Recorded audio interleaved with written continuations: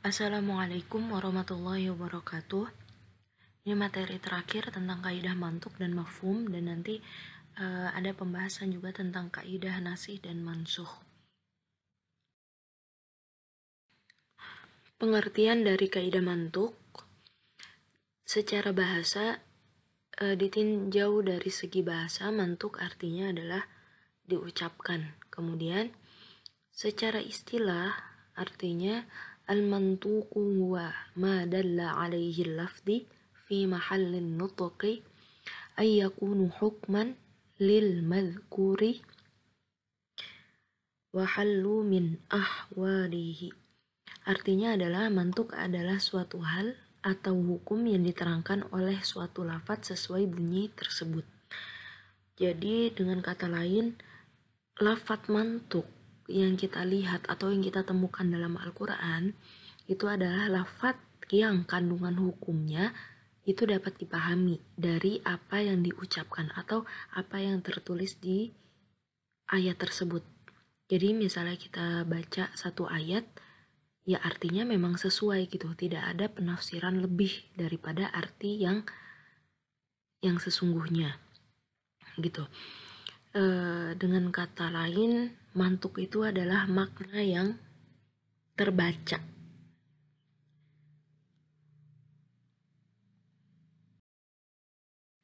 Contohnya terdapat dalam surat Al-Baqarah ayat 275, wa ahallallahu al-bai'a wa harramar riba. Allah telah menghalalkan jual beli dan mengharamkan riba. Dari artinya aja kita udah bisa tahu bahwa jual beli itu halal, riba itu haram. Nah, dari sini udah tahu tanpa kita menafsirkan maksud dari bayi itu apa ya gitu. Nah, itu enggak. Jadi dari ayat tersebut, dari lafadznya aja kita udah tahu maksudnya itu seperti apa. Dan contohnya masih banyak lagi, masih banyak ayat-ayat yang memang terlihat jelas gitu maksud artinya dari lafadz tersebut. Macam-macam mantuk. Jadi mantuk sendiri terdapat dua macam, yaitu ada mantuk nas dan ada mantuk zihar. Mantuk nas itu diartikan adalah lafadz yang tidak mungkin dipalingkan kepada arti lain selain arti harfiahnya. Jadi untuk yang mantuk nas ini bisa kita katakan adalah arti yang sesungguhnya. Seperti ayat yang sebelumnya kita bahas, itu juga masuknya adalah mantuk nas. Contohnya ini ada contoh lagi. Faman lam yajid fasiyamu salasati ayyamin fil hajji wa sab'atin idza raja'tum. Ini surat Al-Baqarah. Maka dia wajib berpuasa 3 hari dalam musim haji dan 7 hari setelah kamu kembali. Dari kalimat ini aja kita udah tahu kalau itu puasanya berarti totalnya ada 10 hari. Pertama 3 hari, kemudian 7 hari. Nah, ini bisa dikatakan mantuk nas itu tidak perlu ditakwilkan. Kan sebelumnya kita udah bahas kaidah zohir dan takwil. Takwil itu yang dimana ada lafadznya yang perlu diberi pengertian dengan kalimat lain gitu.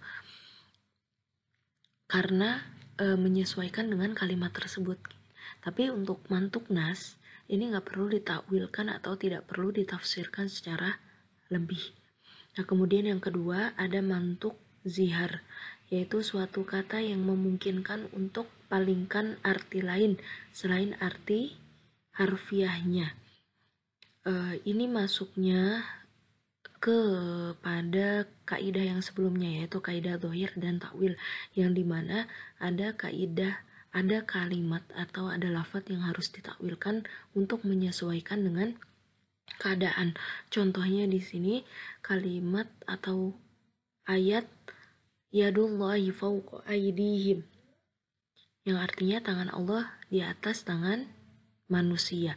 Nah, yadun ini artinya maknanya adalah tangan, akan tetapi dipalingkan artinya atau ditakwilkan, yaitu menjadi kekuasaan. Dan masih banyak juga ayat-ayat tentang mantuk zihar. Jadi ini apa ya? Ini ada keterkaitan sebenarnya antar kaidah-kaidah yang kita bahas itu pasti saling berkaitan. Dan di sini juga sama, mantuk zihar ada keterkaitan dengan kaidah takwil yang dimana itu ada lafadz yang perlu ditakwilkan.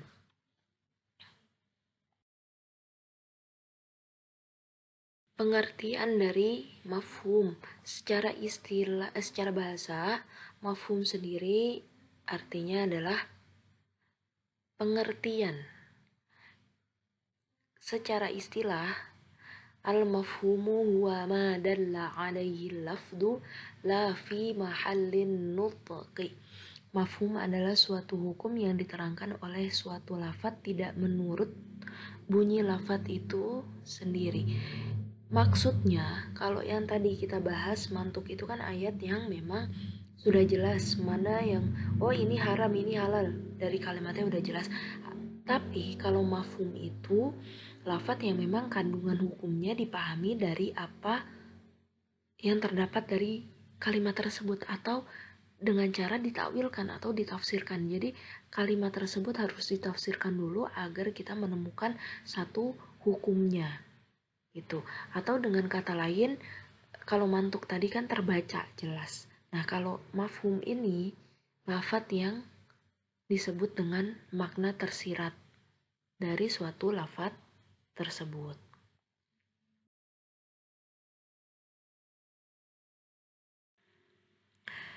Contohnya dari kalimat mafhum itu terdapat dalam surat Al-Isra ayat 23, "Fala taqul lahuma uff."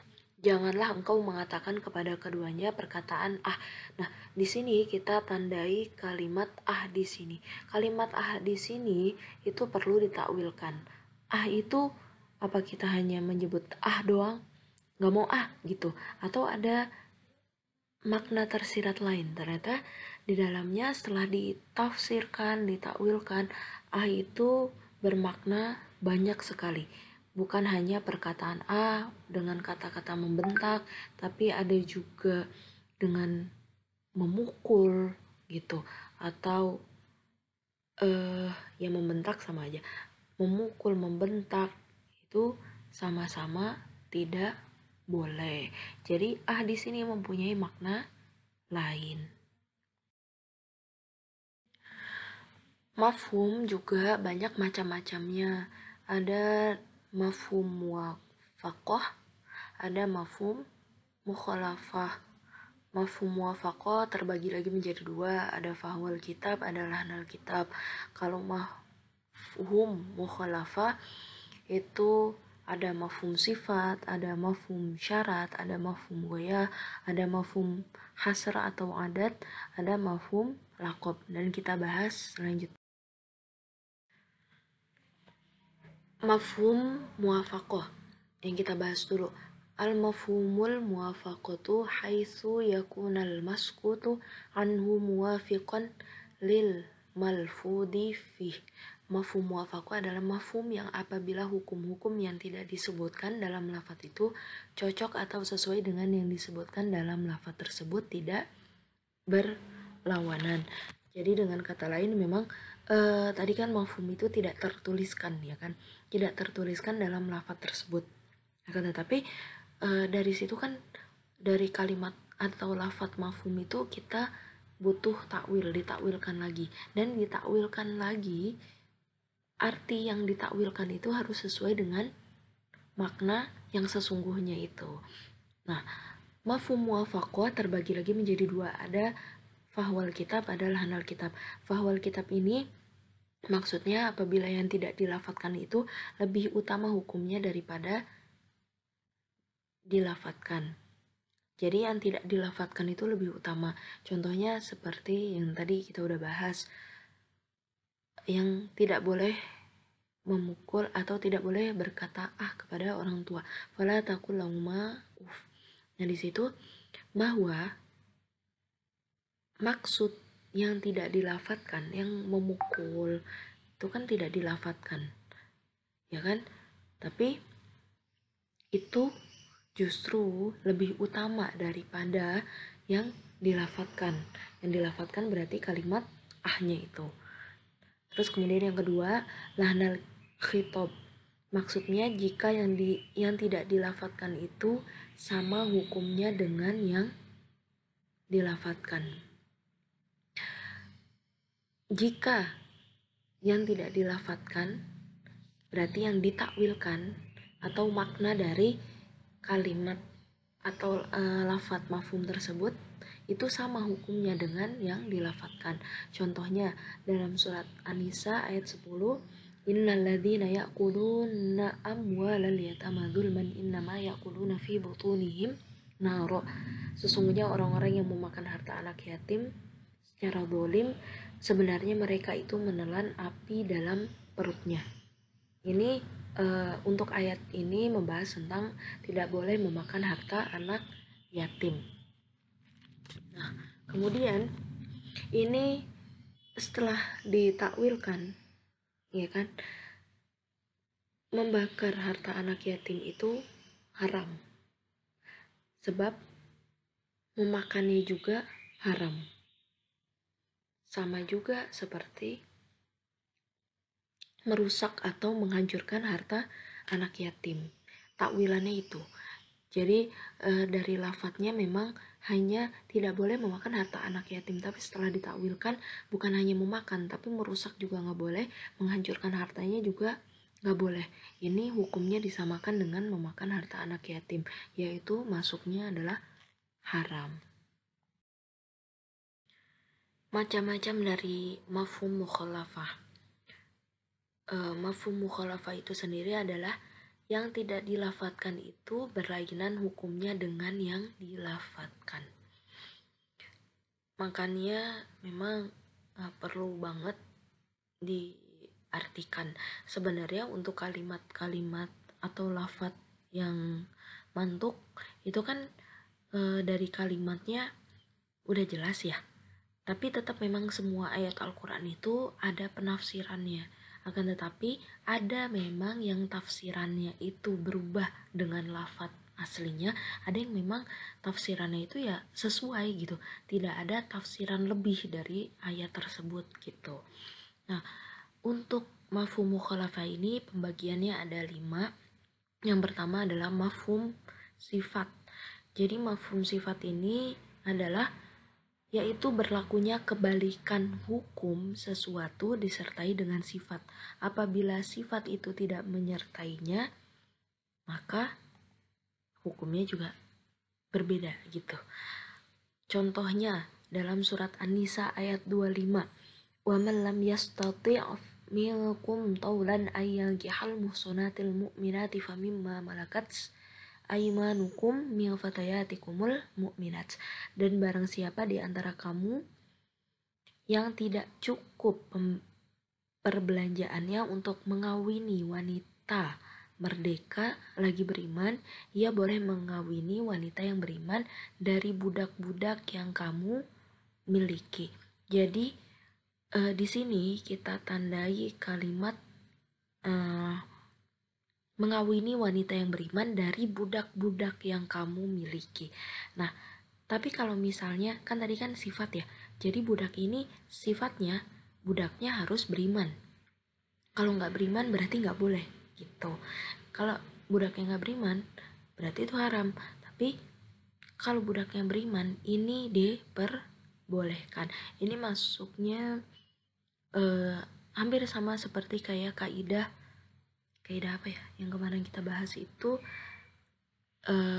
yang muqayyad, ada yang dikoyitkan, ada yang dimuqayyadkan, itu mutlak dan muqayyad. Itu muqayyadnya itu harus jelas siapa gitu kan. Di sini berarti rokobatim mukminah, yaitu adalah budak-budak yang beriman.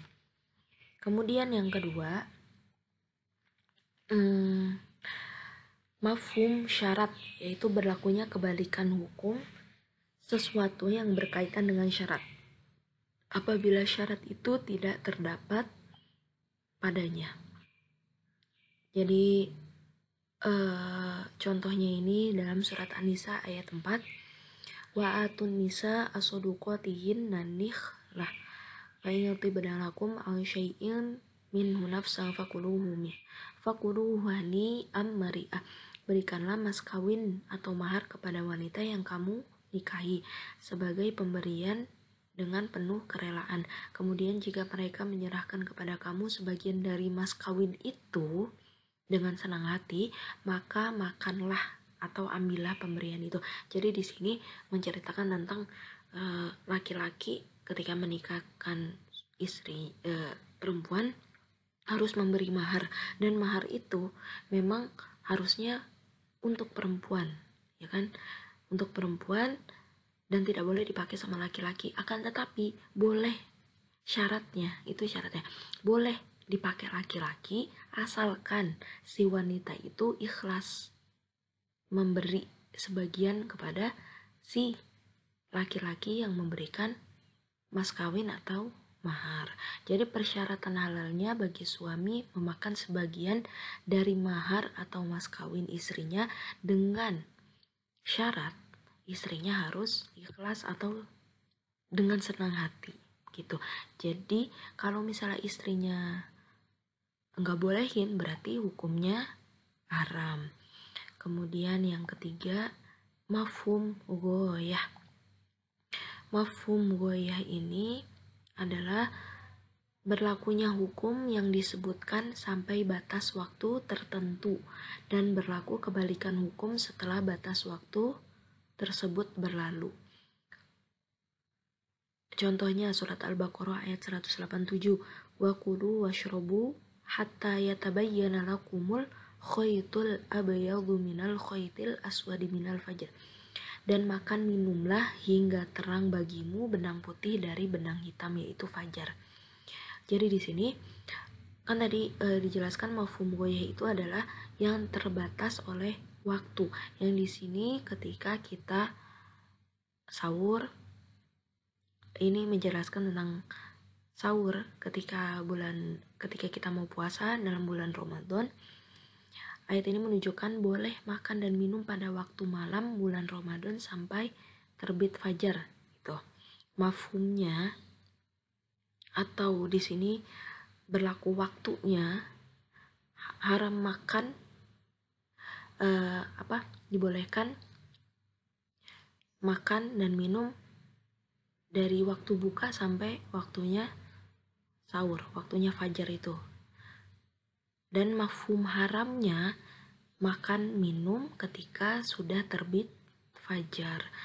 Kemudian yang keempat, mafhum hasr atau adat. Adat itu artinya bilangan.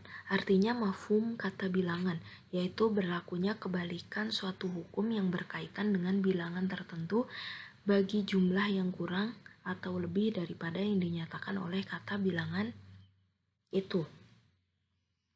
Contohnya dalam surat An-Nur ayat 4, fajlidu samaniyata jaldah, maka deralah mereka yang menuduh itu 80 kali dera. Untuk ayat ini dijelaskan hukuman untuk orang dengan cara memukul, dengan cara didera. Dera itu artinya dipukul. Contohnya misalnya gini, hukuman dera atas orang yang menuduh orang baik-baik itu berbuat zina. Itu kalau kita menuduh orang baik-baik melakukan zina, itu kita harusnya didera 80 dera, 80 pukulan. Nah, mafhumnya hukuman dera karena menuduh itu tidak boleh kurang dan tidak boleh lebih dari 80 kali. Kalau misalnya memukulnya kurang, nah itu nggak boleh, itu haram. Atau lebih, itu juga nggak boleh. Jadi harus tepat 80 kali. Kemudian yang terakhir ada mafhum laqab, yaitu mafhum dari nama yang menyatakan zat, baik nama diri seperti itu contohnya Ali, Jakarta, Jawa, dan sebagainya, atau berbentuk kata sifat seperti pembunuh, pencuri, dan sebagainya, atau nama jenis seperti emas, padi, dan sebagainya. Jadi dalam mafhum laqab tetap berlakunya hukum bagi nama yang disebut dan melampaui yang lain, dan bagi yang lainnya itu berlaku kebalikan hukum tersebut. Jadi kalau ini membahas tentang apa ya, kayak panggilan untuk seseorang. Ini sebenarnya contohnya ada dalam satu hadis yang di situ hadis Nabi menerangkan tentang barang-barang yang mengandung riba. Yang artinya dalam hadis itu adalah menukar emas dengan emas, perak dengan perak, bur dengan bur, syair dengan syair, kurma dengan kurma, garam dengan garam. Hendaklah serupa sifatnya dan sama jumlahnya dan juga sama-sama suka gitu. Karena memang dulu sistemnya barter.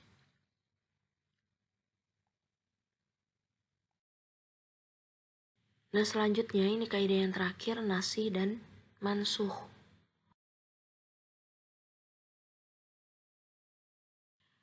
Pengertian dari nasih. Nasih itu menurut bahasa artinya memindahkan atau membatalkan atau menghapuskan. Ini nasih dan mansuh pastinya saling ada keterkaitan dari kalimat tersebut. Sama-sama artinya sama gitu maksudnya. Di sini nasih itu bentuknya isim fa'ilnya dan mansuh itu isim maf'ulnya. Tuh. Dan secara istilah nasih itu adalah menghapus syar'i terhadap suatu hukum Islam dengan suatu dalil syar'i yang baru. Kalau mansuh itu artinya dibatalkan.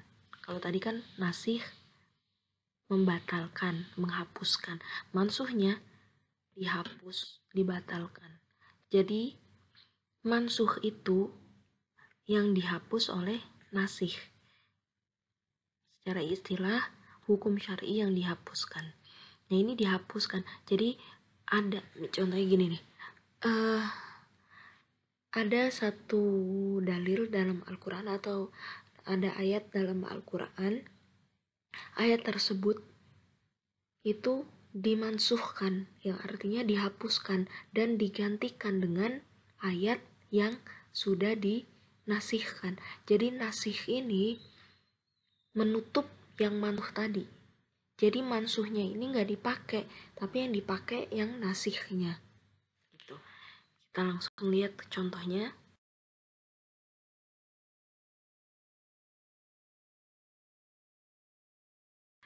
Contohnya ini terdapat dua ayat. Dua ayat ini, satu ayatnya nasih, yang satunya adalah mansuh. Tadi kan udah dikasih tahu kalau misalnya ayat mansuh itu dia dihapuskan sama ayat nasih. Jadi gini, ketika Al-Quran turun, Al-Quran itu turun secara berangsur-angsur, yang artinya melalui tahapan, ya kan? Banyak tahapan-tahapan ketika turunnya Al-Quran, dan di situ ada ayat-ayat yang kemudian dinasehkan. Contohnya terdapat dalam surat Al-Baqarah ayat 115, yaitu walillahil masyriq wal maghribu fa aynama tuwallu fathamma wajhullah innallaha wasi'un alim. Dan milik Allah timur dan barat, kemanapun kamu menghadap di sanalah wajah Allah. Sungguh Allah maha luas, maha mengetahui. Jadi ayat ini turun pada saat itu ketika umat Islam sudah ada perintah untuk melaksanakan sholat. Dan pada saat itu sholat menghadap mana? Menghadap mana aja, belum ditentukan. Harus menghadap Ka'bah, menghadap mana, itu belum. Jadi dalam ayat ini, kemanapun kamu menghadap di sanalah wajah Allah, gitu kan. Jadi kemanapun kamu menghadap nggak apa-apa, gitu. Terus kemudian ada ayat lagi yang turun setelah ayat tersebut. Ini terdapat dalam surat Al-Baqarah ayat 144 tentang ketentuan menghadap Ka'bah atau kiblat dalam sholat. Qad nara taqalluba wajhika fis sama falanwalliyannaka qiblatan tardaha fawalli wajhaka syatral masjidil haram wa haitsuma kuntum fawallu wujuhakum syatrah. Kami melihat wajahmu Nabi Muhammad sering mengadahkan ke langit, maka akan kami palingkan engkau ke kiblat yang engkau senangi. Maka hadapkanlah wajahmu ke arah Masjidil Haram, dan di mana saja engkau berada, hadapkanlah wajahmu ke arah itu. Untuk ayat ini akhirnya menasahkan ayat yang sebelumnya. Jadi otomatis ketika ayat di yang menyatakan arah kiblat itu menghadap Masjidil Haram, berarti ayat sebelumnya itu otomatis nggak bisa dipakai. Jadi kita pakai ayat yang ini, yang terbaru ini. Nah, itu yang diartikan adalah ayat atau lafadz nasikh mansukh. Dasar hukum dari kaidah nasikh dan mansukh. Jadi kalau ada yang bertanya, boleh nggak sih Bu kita pakai nasikh dan mansukh? Ya, ini ada dasar hukumnya. Sebenarnya contoh-contoh dari kalimat atau ayat Quran yang dinasihkan itu lebih dari satu, banyak. Ada juga hadis-hadis yang bersifat nasikh mansukh. Ada yang seperti itu. Banyak sebenarnya. Mungkin yang yang kamu tahu ya baru itu aja gitu. Atau belum sama sekali, ya ini jadi tahu. Nah, untuk dasar hukumnya, jadi dasar hukum nasikh dan mansukh itu terdapat dalam surat Al-Baqarah ayat 106. Ma nansakh min ayatin aw nusiha na'ti bi khairim minha aw mithliha alam ta'lam annallaha ala kulli syai'in qadir. Ayat yang kami batalkan atau kami hilangkan dari ingatan, pasti kami ganti dengan yang lebih baik atau yang sebanding dengannya. Tidakkah kamu tahu bahwa Allah Maha Kuasa atas segala sesuatu? Jadi kalau kita baca dari ayat ini berarti ada dasar hukumnya dalam Al-Quran, yaitu di situ juga menyatakan, Allah menyatakan di situ bahwa ada ayat yang dibatalkan atau dihapuskan dan diganti dengan ayat yang baru. Itu sama aja seperti kayak gini, ada ayat yang menyatakan pertama gini, orang-orang pada saat itu kan banyak yang mabuk-mabukan ketika zamannya Rasul. Nah, kemudian ada ayat yang turun. Ayat yang turunnya itu pertama, jangan mendekati sholat ketika kamu dalam keadaan mabuk. Dengan kata lain, berarti boleh mabuk asalkan jangan pada saat mendekati sholat gitu kan, dalam arti tersebut. Nah, kemudian ada lagi ayat lagi yang turun setelah itu adalah ayat tentang pengharaman khomer. Nah itu bisa dijadikan contoh dari lafadz nasikh dan mansukh.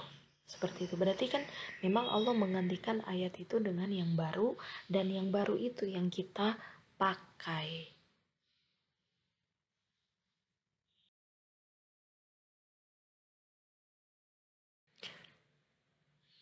Sekian, mohon maaf jika ada salah-salah kata. Kalau misalnya emang gak paham, silahkan tanya. Pasti dijawab. Dan ini materi terakhir. Setelahnya itu saya akan kasih soal-soal tentang kisi-kisi untuk ujian madrasah. Dan sekian, sampai sini. Wassalamualaikum warahmatullahi wabarakatuh.